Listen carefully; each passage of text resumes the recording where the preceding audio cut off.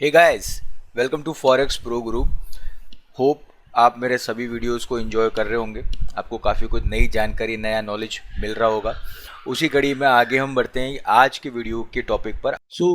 Last करीबन मैं तो बोलता हूँ लास्ट 15 दिन से ही चर्चा में था। बहुत सारी चीजें हुई, क्या हुई, कैसे हुई, आप लोगों ने इवन न्यूज़पेपर या टीवी चैनल्स में देखा होगा, सुना होगा, पढ़ा होगा। काफी चीजें आपको हो सकता है पहले से आइडिया होगा, बट मैंने ट्राई किया है कि कुछ ऐसी चीजें आपके सामने लेकर आऊं जो थोड़ा इन डेप्थ नॉलेज हो और थोड़ी एक अलग जानकारी आपको मिले, जिससे कुछ प्रॉपर वे में हमें पता लगे कि ये जो इवेंट था वो किस तरीके से काम किया और किस तरीके से ये इवेंट इतना इम्पोर्टेंट था इंडिया के लिए।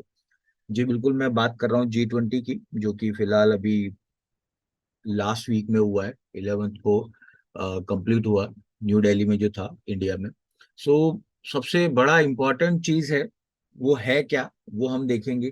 इस पूरे टॉपिक को समझेंगे। G20 क्या है वो भी मैं आपको बताऊंगा, क्योंकि हो सकता है आप लोगों ने G20 तो सुना है, पर G20 है क्या किसी को हो सकता है ना पता हो, तो उसके लिए बेटर रहेगा। जिसको पता है वो उसके लिए ठीक है। चलिए स्टार्ट करते हैं। सबसे पहले देखते हैं हम कि व्हाट इज G20। देखिए, G20 में से जो जी स्टैंड करता है वो है, उसका मतलब है ग्रुप। ठीक है। तो G20 मतलब 20 कंट्रीज का एक ग्रुप है, जिसका नाम दिया गया G20। ठीक है। अब ये कंट्रीज एक ग्रुप बनाकर क्या करती है, तो एक तरीके से एक फॉर्म क्रिएट करती है, एक फॉरम क्रिएट करती है, जो कि इंटरनेशनल इकोनॉमिक कोऑपरेशन में काम आता है। ठीक है। आपसी सहयोग, जिसमें बहुत सारी चीजों पे वो बात करते हैं, इकोनॉमी टाइज से लेकर कल्चरल टाइज तक भी इसमें शामिल होते हैं। और अब बात करते हैं कि G20 जो है वो इतना इम्पोर्टेंट क्यों है, मतलब क्यों इसको हम इम्पोर्टेंस ही क्यों दे, क्या ऐसा है जिसमें इसको हमें देखना चाहिए। तो देखिए, सबसे पहली चीज ये है कि G20 में जितनी 20 कंट्रीज का जो ग्रुप है, ठीक है, उसमें वर्ल्ड की जितनी भी लार्जेस्ट इकोनॉमीज है वो सारे इसमें इंक्लूड हो जाते हैं। ठीक है। इंडस्ट्रियल डेवलपिंग कंट्रीज यानी इंडस्ट्रियलाइज्ड कंट्री भी इसके अंदर आ जाती है, डेवलपिंग कंट्रीज भी आ जाती है, और डेवलप नेशंस भी इसमें आ जाते हैं। ठीक है। और अगर इसको हम टोटल, अगर इसकी स्ट्रेंथ देखें, इसकी पावर देखें, इसका वॉल्यूम देखें, ठीक है, तो 80% ऑफ टोटल वर्ल्ड जीडीपी का ये 20 कंट्रीज मिलके करती है। ठीक है। और टोटल इंटरनेशनल ट्रेड जो होता है उसका 75% जो है वो ये कंट्रियां मिलके करती है, जो G20 की मैं आपके सामने बात कर रहा हूँ। ठीक है। और 2/3 ऑफ द ग्लोबल पॉपुलेशन। ठीक है। विश्व की जितनी जनसंख्या है उसका 2/3। ठीक है। और 60% ऑफ वर्ल्ड एरिया। तो मतलब अगर देखा जाए तो हर चीज में ये ग्रुप बहुत ज्यादा बड़ा है। और उस ग्रुप की अगर हम बात करते हैं तो इम्पोर्टेंस भी उतनी बड़ी होती है, चाहे हम कंपेयर करें पॉपुलेशन से, चाहे हम कंपेयर करें लैंड एरिया से, चाहे हम कंपेयर करें जीडीपी से, चाहे हम कंपेयर करें इंटरनेशनल ट्रेड से। ठीक है। तो सभी जगह पर ये जो कंट्रीज हैं इनका दबदबा है। तो इसीलिए इस ग्रुप की जो वैल्यू है वो बढ़ जाती है, कि ये ग्रुप इतना क्यों पावरफुल है या क्यों इतना हाइप इसमें क्रिएट होती है, वो यहां से पता लगता है। अब बात कर लेते हैं कि G20 में से कौन कौन सी कंट्रीज है। ठीक, कौन कौन सी कंट्रीज है जो G20 में आती है। सबसे पहला हम देखते हैं अर्जेंटीना, देन ऑस्ट्रेलिया, उसके बाद ब्राजील, कनाडा, ठीक है, उसके बाद China, France, Germany, India, Indonesia, Italy, Japan, south Korea, Mexico, Russia, Saudi Arabia, south Africa, Turkey, UK, US और यूरोपियन यूनियन। अब यहाँ पर एक चीज ये ध्यान रखना कि यूरोपियन यूनियन जो है वो एक संघ है, कोई देश नहीं है, एक यूनियन है, जो कि टोटल 19 कंट्रीज से मिला हुआ एक पूरा यूनियन है। ठीक है। तो अब अगर आप यहाँ पे देखो, तो अगर हम सारे कॉन्टिनेंट की बात करें तो सभी जगह से, जैसे हम देखें तो यूएस से भी है, उसके बाद में साउथ अमेरिका से भी है, अफ्रीका से भी लोग हैं। ठीक है। अफ्रीका से केवल एक साउथ अफ्रीका कंट्री है। यूरोप से हैं। ठीक है। एशिया से रशिया है, चाइना है, इंडिया है, उसके बाद साउथ कोरिया, इंडोनेशिया, जापान, और फिर ऑस्ट्रेलिया से ऑस्ट्रेलिया। तो लगभग सारी कंट्रीज इसमें आ गई। पूरे वर्ल्ड का एक तरीके से हम कह सकते हैं हर जगह से एक एक रिप्रेजेंटेशन अवेलेबल है। ठीक है। तो इसलिए ये ग्रुप उतना ज्यादा पावरफुल गिना जाता है। ठीक है। तो ये हो गया G20 का आपका एक तरीके से इंट्रोडक्शन। अब बात करते हैं, देखिए पिछले साल का जो G20 था, 2021, सॉरी 22 का जो G20 था, वो इंडोनेशिया में हुआ था, और वहां पर ये चीज तय करी गई कि अब जो नेक्स्ट G20 है वो दिया जाएगा भारत को। ठीक है। तो जैसे ही भारत के पास इसकी प्रेसिडेंसी आई, देखिए प्रेसिडेंसी वाला सिस्टम चलता है यहाँ पे। आ, हर साल किसी न किसी एक कंट्री को ये मौका मिलता है कि वो G20 की प्रेसिडेंसी करे। ठीक है। तो ये 2023 जो था वो इंडिया के लिए था। ठीक है। जनवरी 1 से लेकर दिसंबर तक 2023 ये पूरा साल जो है वो भारत की प्रेसिडेंसी इसमें रही है। ठीक है। अब यहाँ पे हम बात करें, जैसे ही ये खबर आई तो उसके अलावा आप देख रहे हैं कि जो फ्रांस के राष्ट्रपति है इमानुएल मैक्रोन, और यूएस के जो प्रेसिडेंट है जो बाइडेन, दोनों ने ट्वीट किया था। और ट्वीट करने के बाद बधाई दी थी भारत को, और यहाँ के जो पीएम है उनको, कि आपकी लीडरशिप में हो सकता है हमें और भी कुछ नई चीजें मिले। जैसे इमानुएल मैक्रोन ने लिखा था कि one earth one family one future, India has taken over the presidency of G20 India. Trust my friend Narendra Modi to bring us together in order to build peace and more sustainable world. ठीक है। तो कहने का मतलब शुरुआत से ही कई countries ऐसी थी जो चाहती थी कि अगर ये इंडिया के हाथ में अगर जाता है तो ये G20 में कुछ न कुछ निकल के आएगा और कुछ अच्छा होगा। क्योंकि देखिए उसके पीछे रीजन बताता हूँ मैं। 2022 में जो अब इंडोनेशिया में G20 हुआ था, तो वो G20 जो था वो उतना ज्यादा सक्सेसफुल नहीं हुआ था। रीजन ये था कि एक्चुअली में G20 जब मीटिंग हुआ था, प्रॉब्लम था, जो सबसे बड़ा प्रॉब्लम क्रिएट हुआ था पूरे वर्ल्ड लेवल पे अगर हम बात करते हैं, तो रशिया और यूक्रेन के बीच में जो कॉन्फ्लिक्ट चल रहा था उसको लेकर हुआ था। तो जितनी भी वेस्टर्न कंट्रीज थी वो सारी एक हो गई थी, और वो ये चाहते थे कि रशिया को इधर ना बुलाया जाए, या बहुत ज्यादा उसके लिए एक कोई डिक्लेरेशन पास किया जाए जिसमें रशिया को बहुत भला बुरा कहा जाए। ठीक है। तो उस टाइम पर जब इंडोनेशिया प्रेसिडेंसी कर रहा था, तब इंडोनेशिया के ऊपर काफी प्रेशर आया था। उसमें इंडोनेशिया ने जो प्रेसिडेंट जेलेस्की है, ठीक है, यूक्रेन के, उनको स्पेशल इनवाइटी के रूप में बुलाया था, लेकिन वो आए नहीं थे। लेकिन उन्होंने ऑनलाइन अपनी प्रेजेंस दी थी, और उस टाइम पे उन्होंने G20 को G19 बोलकर संबोधित किया था। उसके पीछे रीजन ये था क्योंकि जेलेंस्की मानता ही नहीं था कि रशिया इसका मेंबर है, और उस टाइम पे बहुत किरकिरी हुई थी रशिया की भी और उसकी भी, और बहुत बड़ा एक डिक्लेरेशन ऐसा निकाला था जिसमें रशिया को भी बहुत सारी बुराई की गई थी। तो कुल मिला के ये था कि अगर 20 कंट्रीज इकट्ठा हो रही है तो काम होना चाहिए, उसके ऊपर पॉलिटिक्स नहीं होनी चाहिए। लेकिन G20 का जो प्रीवियस ईयर का जो पूरा एक समिट था वो पूरा रशिया यूक्रेन और पॉलिटिक्स में निकल गया। ठीक है। तो उम्मीद थी कि इस बार जो इंडिया करेगा उसमें काफी चीजें प्रॉपर होंगी। और G20 की जरूरत क्यों पड़ी, देखिए सबसे पहली चीज ये है कि G20 से अलग एक ग्रुप है जिसको G8 कहा जाता है, जो कि अब G7 है। G8 हुआ करता था जिसमें Canada, France, Germany, Italy, Japan, UK, US, European union और रशिया हुआ करते थे। लेकिन जब ये सारे सैंक्शंस लगे, रशिया यूक्रेन के बीच में जो कॉन्फ्लिक्ट क्रिएट हुआ, उसके बाद में रशिया को निकाल दिया था। तो उस टाइम पे G8 जो था वो G7 अब बन चुका है। ठीक है। अब G7 ग्रुप में प्रॉब्लम क्या थी कि आप जितनी भी इकोनॉमीज को देख रहे हैं यहाँ पे, चाहे वो कनाडा हो, फ्रांस हो, जर्मनी हो, इटली, जापान, यूके, यूएस और यूरोपियन यूनियन, ये सारी डेवलप्ड इकोनॉमी है एक तरीके से। ठीक है।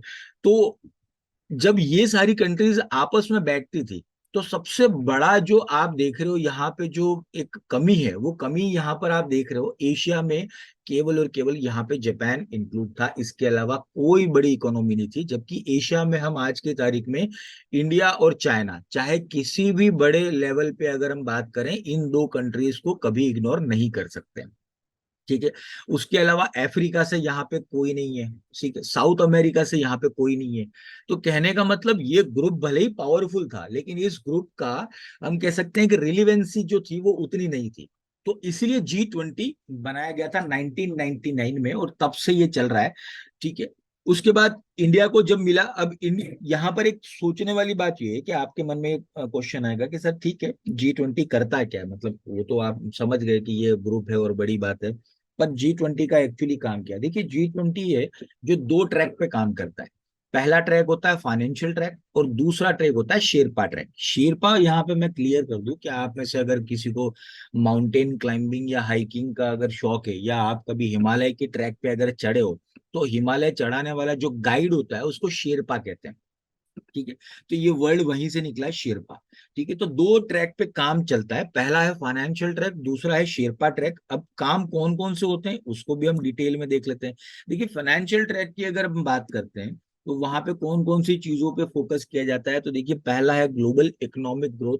ठीक है, उसके बाद है tax information exchange, financial regulatory reforms, financial inclusion, remittance across the world, fossil fuel subsidies, green finance और एंटी टेररिज्म फाइनेंसिंग। देखिए क्या होता है, 20 कंट्रीज जब मिलकर बैठती है किसी एक टेबल पे, ठीक है, तो वहां पे बहुत सारे मुद्दे ऐसे होते हैं जिन पे बात करना चाहिए। तो 20 कंट्रीज अगर मिलकर बैठती है और वो किसी एक नतीजे पे आती है, जैसे ग्लोबल इकोनॉमिक ग्रोथ की अगर बात करें, तो 20 कंट्रीज ने अगर किसी एक चीज पर आ गई, तो वो ग्रोथ या वो जिस सॉल्यूशन पे बात कर रहे हैं वो सॉल्यूशन बहुत जल्दी और बहुत ही बड़े लेवल पर वो लागू हो जाता है। क्यों? क्योंकि डायरेक्टली वो लागू होगा सीधा 20 कंट्रीज पे।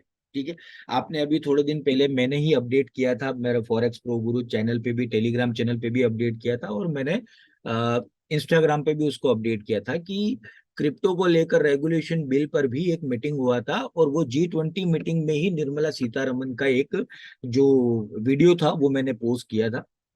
तो ऐसे जब कंट्रीज बैठती हैं तो बहुत सारे इंटरनेशनल मैटर जो होते हैं जिसके ऊपर डिस्कशन होता है, और डिस्कशन होने के बाद वो किसी एक राय पे आते हैं, और वहां से फिर ये सारी चीजें निकलती है। तो बहुत इंपॉर्टेंट चीजें होती है, टैक्स इंफॉर्मेशन एक्सचेंज होती है। जैसे मान लीजिए अगर आप ये बोलते हैं कि इंडिया का पैसा अगर बाहर जा रहा है, तो जिस कंट्री में जा रहा है, जिस कंट्री में भी अगर जा रहा है पैसा, ठीक है, चाहे वो ब्लैक मनी या वॉट एवर किसी भी तरह का, उस कंट्री के साथ अगर टैक्स इंफॉर्मेशन एक्सचेंज हमारा होता है तो फिर वो पैसा बाहर नहीं जा सकता है, वो वापस इंडिया लाया जा सकता है, उसके ऊपर बात होती है।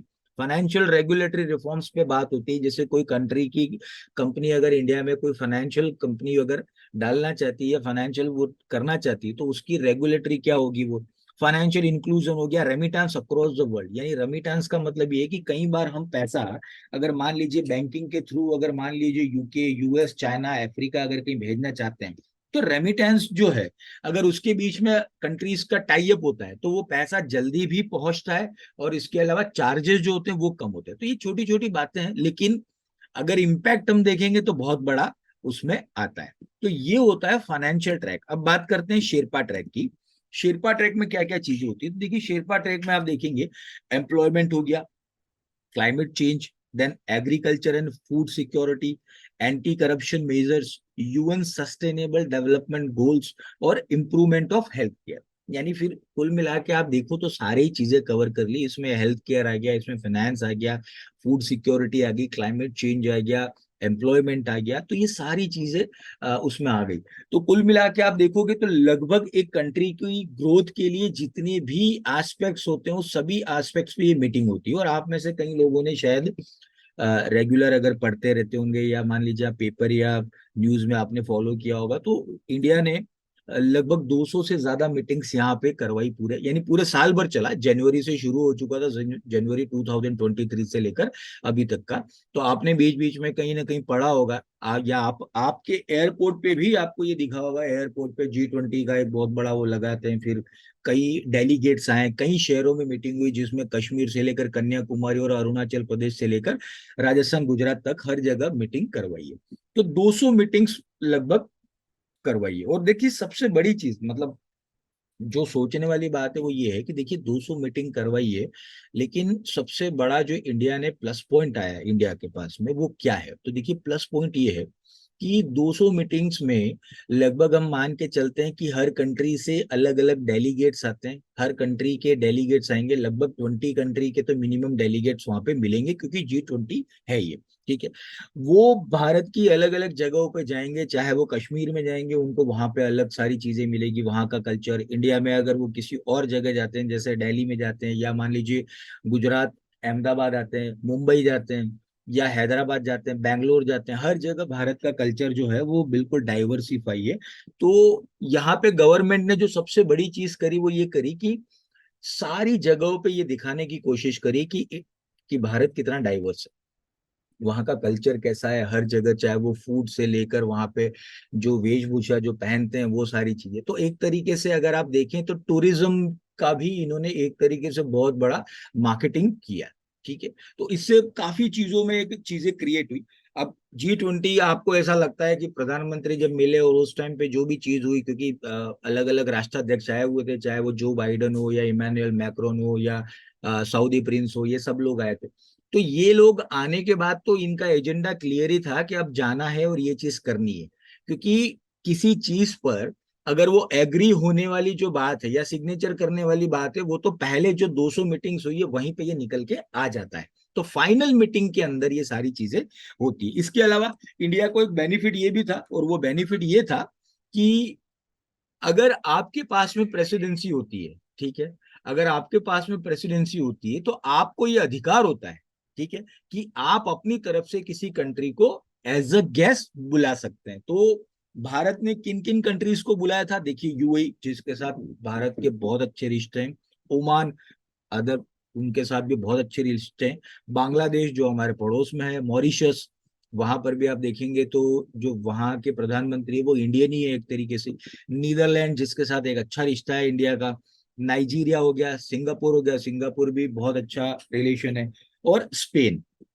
ठीक है, तो इन लोगों को, इन सभी राष्ट्राध्यक्षों को बुलाया गया था, और फाइनल जब मीटिंग हुआ था अभी 9 10 10 11 तारीख को, तब ये लोग वहां पे मौजूद थे। तो ये बेनिफिट होता है, इंडिया अगर चाहे तो अपनी फॉरेन पॉलिसी को एक तरीके से कैसे लागू करना और किस तरीके से क्या चीजें करनी है वो वहां पे दिखता है। तो कुल मिला के भारत को एक मौका मिला था अपनी ताकत दिखाने का इस पूरे इवेंट के थ्रू, कि आप बताइए कि आपकी कंट्री जो है वो कितनी पावरफुल है, कितनी रिच है, कितनी नेचुरल रिसोर्सेज लेकर है, या आप किस तरीके से मेहमान नवाजी करते हो, ये सारी चीजें उसके अंदर इंक्लूड होती है। ठीक है, लेकिन उसी टाइम पर जो फॉरेन का मीडिया था, और ये हमेशा होता ही है कि वेस्ट मीडिया, वेस्टर्न मीडिया जो है वो कभी इंडिया की एक पॉजिटिव पिक्चर पेश नहीं करता है। ठीक है, तो कई पेपर्स में आर्टिकल आए थे कि will India G20 summit succeed or not, beautification for city, graveyard for us. ठीक है, मतलब ये स्लैम किया था, many slums disappear from Delhi ahead of G20 summit, मतलब कहने का मतलब कि एक क्वेश्चन मार्क क्रिएट किया था कि ये होगा या नहीं होगा। इसके अलावा और भी बहुत सारी चीजें थी, क्योंकि जैसे ही G20 का जो 10 और 11 तारीख का जो मेन समिट था, होने से लगभग 3 दिन पहले ये क्लियर हो गया कि जो चाइना के राष्ट्रपति है शी जिनपिंग वो नहीं आएंगे, और रशियन प्रेसिडेंट जो है व्लादिमीर पुतिन वो नहीं आएंगे, दोनों का कैंसिल हो गया। तो फिर एक मौका और मिल गया कि जब इतने बड़े दो लीडर नहीं आ रहे हैं तो ये समिट का क्या होगा। और इवन रशिया ने ये पहले ही बोल दिया था, यानी समिट होने से 1 महीना पहले बोल दिया था कि अगर हमारे पक्ष को ढंग से आपने सुना नहीं, या हमारी डिक्लेरेशन के अंदर जो साझा एक बयान होता है उसके अंदर अगर मान लीजिए आपने रशिया की बुराई करी या रशिया को लेकर कड़े शब्द यूज किए युद्ध को लेकर, तो फिर हम वो डिक्लेरेशन पे साइन नहीं करेंगे, ये पहले ही क्लियर कर चुके थे वो।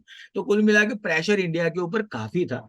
ठीक है, अब आगे देखते हैं, लेकिन फिर भी होने के बावजूद भी इंडिया को ओवरऑल अगर हम देखते हैं तो विक्ट्री मिली है।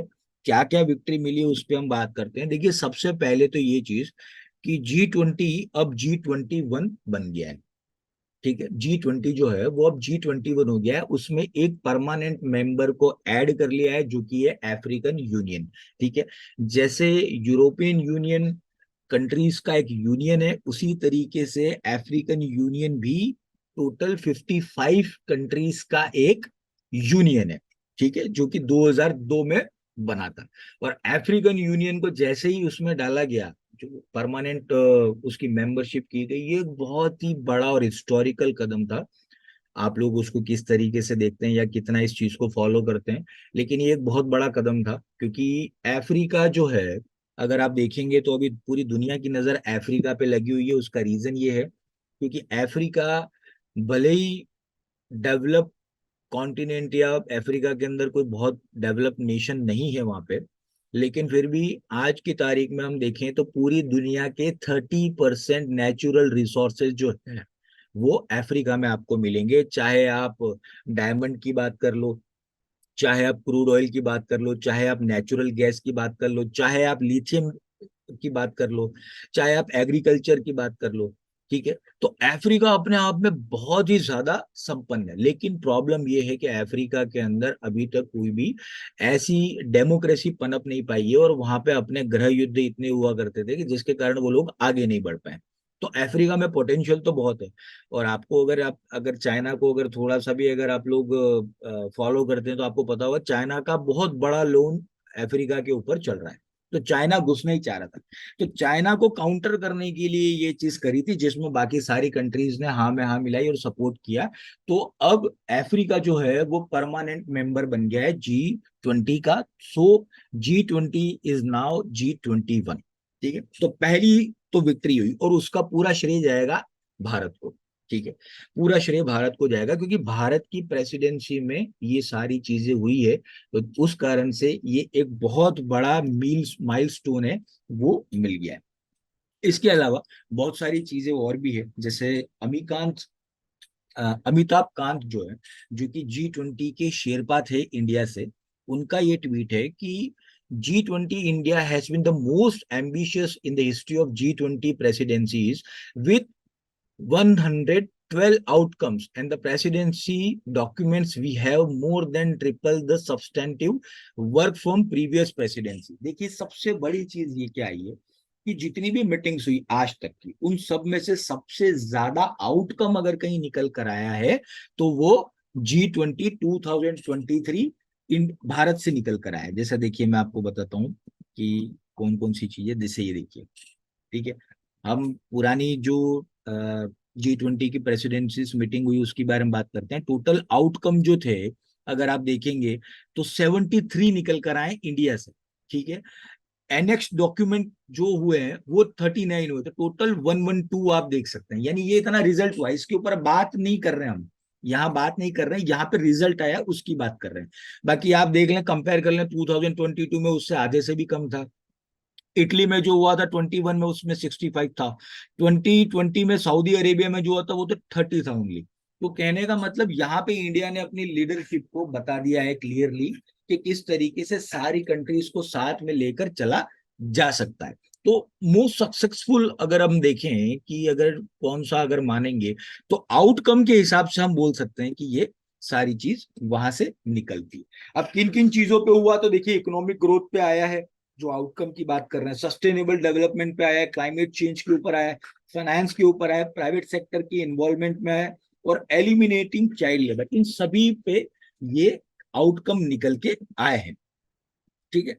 और इसके अलावा जब बात हुई कि डेक्लेरेशन की, जो मैंने अभी आपको बताया कि चाइना सॉरी रशिया ने पहले ही कहा था कि डेक्लेरेशन में आपको किसी भी तरीके से रशिया को, मतलब हम कंडेम करेंगे अगर रशिया को आपने ब्लेम किया तो यहाँ पे क्लियरली जो डिक्लेरेशन साइन हुआ उसमें क्लियरली ये हुआ है कि no direct condemnation of Russia in New Delhi declaration, even as G20 calls for peace in Ukraine. Ukraine में पीस होनी चाहिए, इस पे सारे देश सहमत है, किसी ने कोई मना नहीं किया, लेकिन रशिया का डायरेक्ट कंडेमनेशन भी नहीं किया है। मतलब आप देख रहे हो ये कितनी बड़ी डिप्लोमेटिक विन है इंडिया के लिए। मतलब आप सोच लीजिए कि आपको यूएस को भी मनाना है, आपको फ्रांस को भी मनाना है, आपको यूरोपियन यूनियन को भी मनाना है।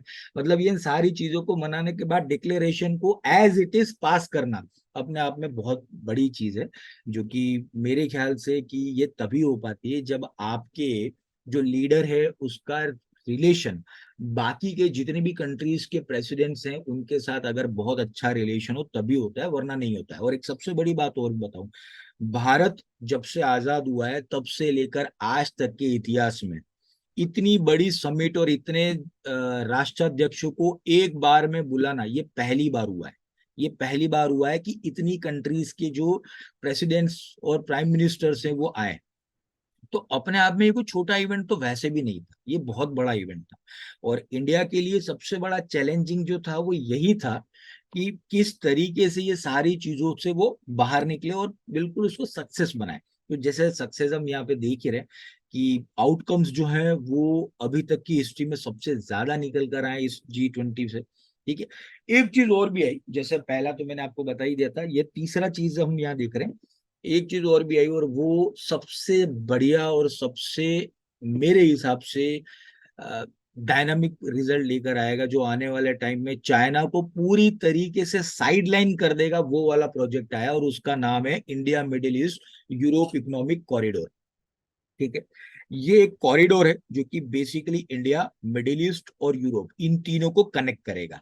ठीक है, और यहाँ पे मैंने आपको रूट दिखाया है इकोनॉमिक कॉरिडोर कैसे होगा। तो देखिए, मुंबई से ये जाएगा, सी रूट होते हुए जाएगा दुबई, दुबई से वहां से ये रेल रूट कनेक्ट करेंगे, और रेल रूट आपका जाएगा रियाद तक, सॉरी अल हदीथा तक। वहां से फिर ये सी रूट कनेक्ट होगा वापस से, ये बीच में इसराइल को भी कनेक्ट करेगा, और इसराइल से फिर ये सीधा जाएगा यूरोप, यानी स्पेन से होते हुए यूरोप। ठीक है, तो ये रूट जो है ये हिस्टोरिकल रूट है। अगर ये रूट मिलता है, ये सबसे शॉर्टेस्ट रूट है। अगर आप मैप में देखोगे तो ये सबसे शॉर्टेस्ट रूट है। इंडिया को अगर यूरोप पहुंचना है तो ये सबसे शॉर्टेस्ट रूट है। और सबसे बड़ी बात कि ये जितनी भी कंट्रीज हैं, आप इसमें मेंबर कंट्रीज देखिए, सबसे पहला सऊदी अरेबिया, उसके बाद यूरोपियन यूनियन, उसके बाद India obviously, United Arab Emirates यानी यूएई, फ्रांस, जर्मनी, इटली और यूएस। अब यहाँ पे एक चीज आप समझिएगा, यूएस का डायरेक्टली इसमें कोई लेना देना नहीं है, क्योंकि आप यहाँ देखोगे तो यूएस तो यूरोप के भी बाद में आएगा। ठीक है, यूएस का डायरेक्टली कोई लेना देना नहीं है, लेकिन फिर भी यूरोप इस सॉरी यूएस इस कॉरिडोर में पार्टिसिपेट है।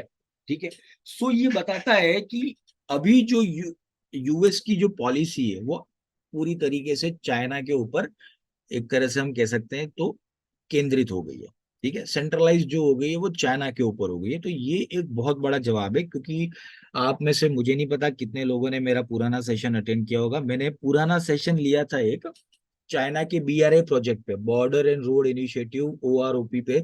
मैंने एक प्रोजेक्ट पे लिया था, मैंने बताया था कि चाइना कैसे ये सारी चीजें कर रहा है। आप देख सकते हैं, अब यहाँ पे आप देखेंगे, ये है चाइना का बेल्ट एंड रोड इनिशिएटिव। ठीक है, चाइना क्या कर रहा है, तो चाइना अपने ट्रेड रूट्स को कनेक्ट कर रहा है यूरोप और मिडिल ईस्ट और अलग अलग जगह से। अब देखिए, यहाँ पे जो ब्लू वाला आप रूट देख रहे हो, ये रूट है मैरीटाइम सिल्क रोड, यानी ये रोड है जो कि सी के होते निकलेगा, ये देखिए। ठीक, और दूसरा आप जो ऑरेंज लाइन में देख रहे हो, ये है आपका बाय रोड और बाय रेल। ठीक है, ये तो इस तरीके से चाइना चाहता है कि हमारा रूट कनेक्ट हो जाए, और कई जगह पे उसने किया भी है, बहुत सारी कंट्रीज को उसने खरीदा भी एक तरीके से, बहुत सारे लोन दे दिए। पाकिस्तान को तो पूरी तरह से बर्बाद कर दिया है, क्योंकि ये जो रूट आप देख रहे हो, जो काशगर से इस्लामाबाद होते हुए ग्वादर आया था, ठीक है, इस रूट पे भारत ने कड़ी आपत्ति जाहिर करी थी। और आज भी, ठीक है, 2018, आप ये चीज ध्यान रखना, 2018 में ये प्रोजेक्ट का डेडलाइन था, लेकिन 2023 हो गया, अभी तक ये प्रोजेक्ट पूरा नहीं हुआ, और इसको इंडिया पूरा होने भी नहीं देगा। क्योंकि रीजन है कि यहाँ से जो रोड जा रहा है वो पाकिस्तान ऑक्यूपाइड कश्मीर के अंदर से जा रहा है, और इंडिया ने क्लियरली यहाँ पे कंडेम किया था इसको, कि आप कभी भी इस तरह के रूट को अप्रूवल नहीं दे पाओगे। और आज भी ये रूट पूरी तरह से बन नहीं पाया, और मेरे को लगता नहीं आगे भी बनेगा। चाइना का पैसा यहाँ पे तो पूरा फंस गया है।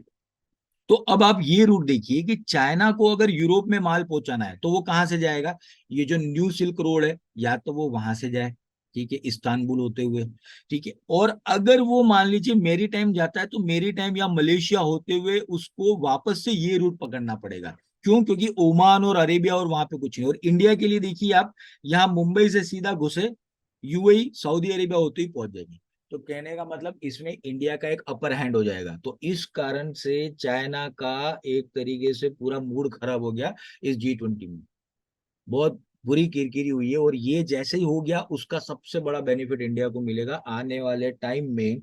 अगर आप देखेंगे तो प्रोडक्शंस और ज्यादा ग्रो करेंगे, बहुत सारी फैक्ट्रीज यहाँ पे लगने की तैयारी में है, बहुत सारे नए इन्वेस्टमेंट यहाँ पे आएंगे।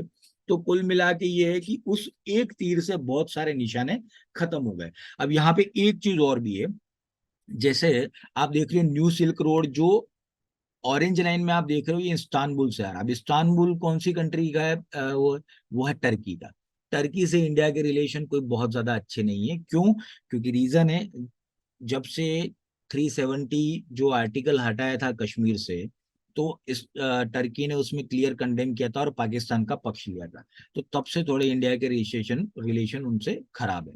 अब यहाँ पे आप देखिए कि जैसे ये रूट जैसे ही किया सऊदी अरेबिया से होते हुए, तो इन्होंने टर्की को पूरी तरह से बाईपास कर दिया, टर्की कहीं बीच में नहीं आएगा। अगर इंडिया वाले रूट की हम बात करें तो ये इस रूट में कहीं टर्की नहीं है, टर्की ये रहा, ये ऊपर टर्की को साइड लाइन करके निकाल दिया। तो कुल मिला के इसमें नुकसान टर्की का भी है, जो कि चाइना का बहुत बड़ा एलाई है एक तरीके से। तो कुल मिला के ये भी इंडिया के लिए एक बहुत बड़ी जीत हुई। उसके बाद में अगर हम देखते हैं तो एक नया अलियंस भी क्रिएट किया है, ठीक है, उसको नाम दिया है ग्लोबल बायोफ्यूल अलियंस नाम से। ठीक है, देखिए दुनिया जानती है कि रिन्यूएबल एनर्जी पे फोकस करना पड़ेगा, क्योंकि आने वाले टाइम में अगर हम देखें तो 2030 और 50 के बाद में क्रूड ऑयल जो है वो बहुत ही लिमिटेड टाइम के लिए रह जाएगा, बहुत ही लिमिटेड मिलेगा। और जितना लिमिटेशन क्रूड ऑयल की होगी उतना ही ज्यादा क्रूड ऑयल की जो प्राइसेस है वो बढ़ती जाएंगी। तो प्राइसेस बढ़ेगी तो एनर्जी कॉस्ट और सारी चीजें महंगी हो जाएगी। तो दुनिया अभी जा रही है तो कहाँ जा रही है? तो अभी जा रही है सोलर पावर के अंदर, लिथियम आयन बैटरी के अंदर, इलेक्ट्रिक के अंदर, ये सारे रिन्यूएबल एनर्जीज के सोर्सेज है।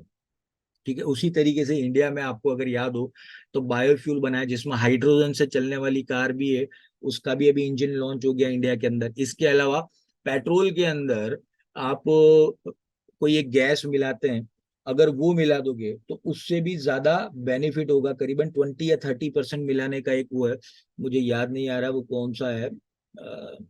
वो शुगर से गन्ने से बनता है वो, मुझे याद नहीं आ रहा नाम क्या है एक्चुअली उसका। तो वो काफी बेनिफिट एक तरीके से दे सकता है और इंडिया उसको, हाँ इथेनॉल, बिल्कुल इथेनॉल। तो इथेनॉल जैसे ही अगर आ जाएगा तो इथेनॉल का क्या हो गया कि 20% इथेनॉल मिलाने लग गए।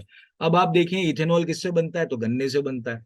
तो गन्ने जो लोग उगाते हैं, जो फार्मर्स जो गन्ना उगाते हैं, उनके लिए ये बहुत ही बढ़िया चीज होगी, उससे गन्ने की खेती जो है वो भी बढ़ेगी।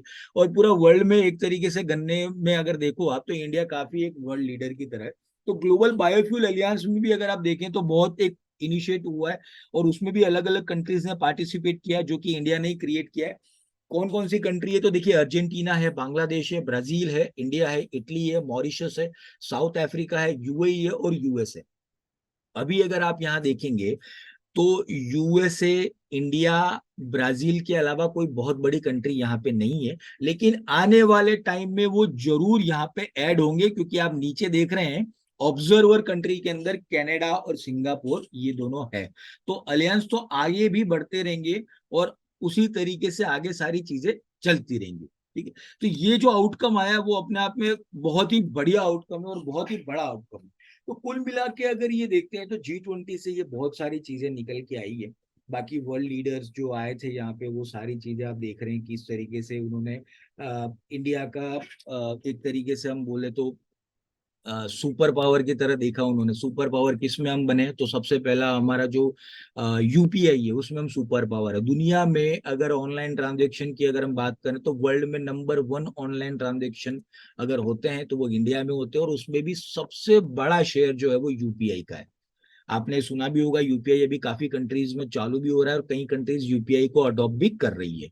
ठीक है, तो उसी तरीके से ये सबसे बड़ा एक इंडिया के लिए ये मौका था कि अपनी टेक्नोलॉजी को, अपने कल्चर को, अपने हेरिटेज को ये सभी कंट्रीज को लेकर जाएं और उनको दिखाएं और उनको पता चले कि किस तरीके से इंडिया ग्रो कर रहा है। ठीक है, तो कुल मिला के ये जितनी भी चीजें थी, G20 जो अब G21 बन चुका है, ये पूरी तरीके से सफल रहा है। और आने वाले टाइम में देखिए, पहले भी ये इंडिया ने अपनी बात को रखा था कि जो यूनाइटेड नेशंस हैं और जितने भी जो यूनाइटेड जितनी भी बॉडीज हैं वो सारी इररिलेवेंट हो गई, क्योंकि समय के साथ उनको बदलना पड़ेगा, लेकिन अभी तक वो बदले नहीं है। ठीक है, तो इसलिए G20 का जो इम्पोर्टेंस है वो वैसे ही बढ़ जाती। ठीक है, तो आने वाले टाइम में आप देखोगे और भी उसी तरीके से राइज होगा, और लोगों को पावर का एहसास हो चुका है कि क्या है, किस तरीके से चल रही है आने वाले टाइम में। पहले भी मेरे सेशंस में मैंने बोला है कि ये सदी जो है, ये पूरी सेंचुरी जो है वो एशिया की है।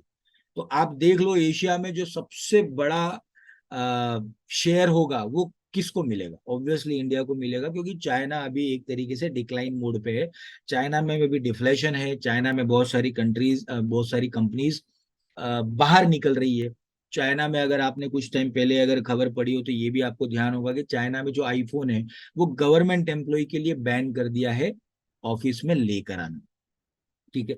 तो पहले केवल कुछ पार्ट्स इंडिया में बनते थे, बाकी असेंबल होता था, पर आने वाले टाइम में आप देखोगे तो आईफोन जो बनेगा वो पूरी तरीके से इंडिया में ही बनेगा। ठीक है। तो आने वाले टाइम में वो चीज भी पॉसिबल है। तो कुल मिला के सारी जो चीजें हैं वो अभी हक में है इंडिया के, और काफी ग्रोथ देखने को मिलेगी। ठीक है। तो G20 के बारे में मैंने आपको ये सारी इंफॉर्मेशन दी। होप की उम्मीद करता हूँ कि आपको ये अच्छा लगा होगा, समझ में आया होगा। मैंने पहले ही कहा कि कुछ ऐसी चीजें होंगी जो शायद आप लोगों को नहीं पता होंगी, तो कोशिश करी मैंने कि आप तक मैं उसको पहुंचाऊं। सेशन कैसा रहा, लगा आपको, डिटेल कैसी लगी, इंफॉर्मेशन कैसी लगी, प्लीज थोड़ा सा 2 से 3 लाइन आप, मैं चाहूंगा कि आप मेहनत करके बताएं इसको कि कैसा लगा, क्या लगा। कुछ नई इन्फॉर्मेशन थी या नहीं थी वो भी आप मुझे जरूर बताएं।